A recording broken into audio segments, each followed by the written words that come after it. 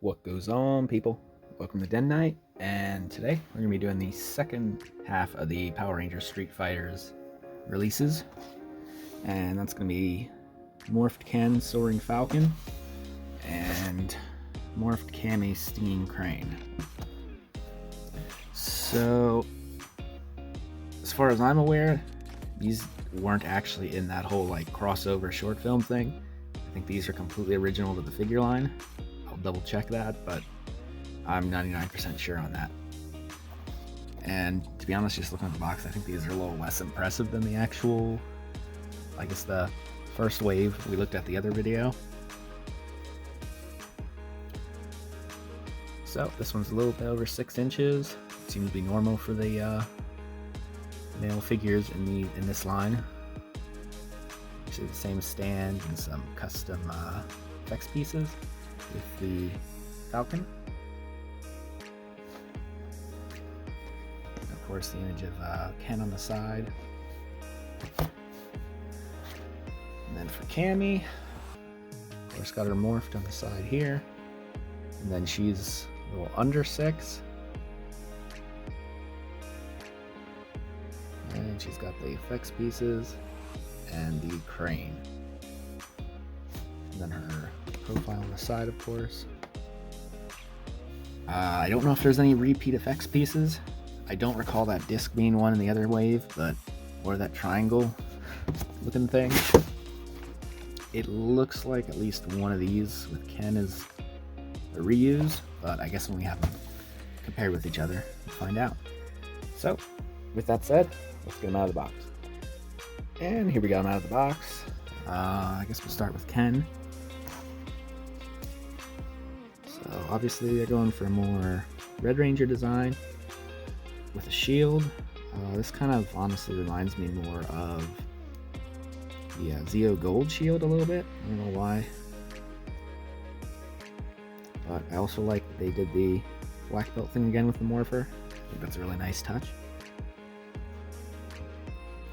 I like the hints of gold in the Red Ranger helmet, around the visor and all that stuff. I'm not sure what's up with this little goatee looking thing, because as far as I can tell, he doesn't have a goatee. I don't know if that was just an artistic choice, but I don't really like it. It's kind of stupid in my opinion, but to each their own. I kind of like the exposed upper arm thing. I think it's always neat when the Ranger suit isn't like a fully enclosed suit. Nice gold trim. I like the gold around the boots, the boxing glove kind of things. So, pretty nice overall. Of course, we got the Falcon. I don't know if I'll have to use this stand for his effects pieces, but we'll find out. I did with the other two. And of course, he comes with the open hands already on, and then 2 fists, and they are the correct ones. I didn't get 2 duplicates. And then I was wrong on the effects. These two are duplicates of each other, however they are not a repeat, because they have a little bit more of a swirl to them. So those are original. Moving on to Cammie.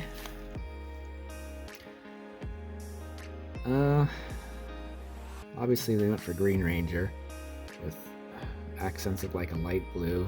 I'm not really sure how I feel about this beret kind of thing. I know that's like her signature, but it's kind of weird that it carried through into the helmet. I guess it's an interesting choice. I don't know that I would have went full red with it, maybe just kept the shape of it in the helmet, but... And then her braids coming out is interesting too. We don't really see that very often. The hair just usually seems to disappear into the helmet when they morph, but... Interesting choice. I don't particularly like the green-blue combination. Looks kind of off to me, but again, to each their own. I like the more military-esque belt with the morpher, since that's more her aesthetic. And then this is just like a... I don't think this shield's meant to look like anything like any other existing shield. It's just her own. And they went, I mean, these are obviously more military combat boots. I don't really like the look of them. Especially with these cuffs up here, I think it takes away from the military aspect. I think this should be flush. I don't think they should look like that, but...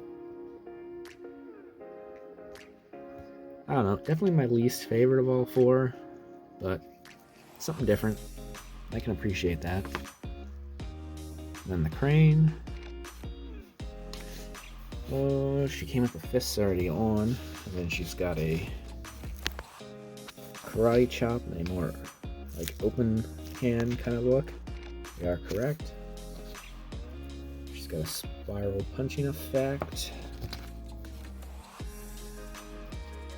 And some kind of, actually that's like a fist. This is more of like a shield with the fist. I don't know Street Fighter stuff, to be honest. And actually now that I look at this, this is more of the, this is meant to fit in the chop hands, like it's more of a knife hand. So, we looked at all their stuff. Let's do a quick cut and see how well they pose.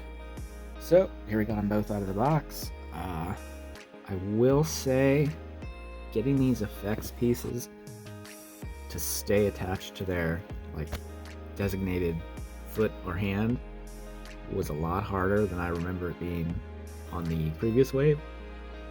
I don't know if I'm just stupid or what, but that was a miserable experience. And I wanted to use as much as I could, but this is really the best I could come up with. The new pinless female figures are very hard to pose because there's just like no firmness in any of their joints. I know I can fix that, but just out of the box, they're awful. The male ones seem to be a little better in that regard. They're not great, but better than that, just, I don't know, they won't stay up. So I ended up having to use the stands just to keep them up. So again, no spirit animal things, but I wanted to use as much effects as I could, like I said. So I kind of went with this punching each other thing, and then both of them getting ready to throw a kick at each other too. So this is the best pose I can come up with. As a cool little figures on their own. I like them. They have a lot of flaws. I don't think they're as good as the first wave, but overall, I'm happy to add them to my collection. If I can speak.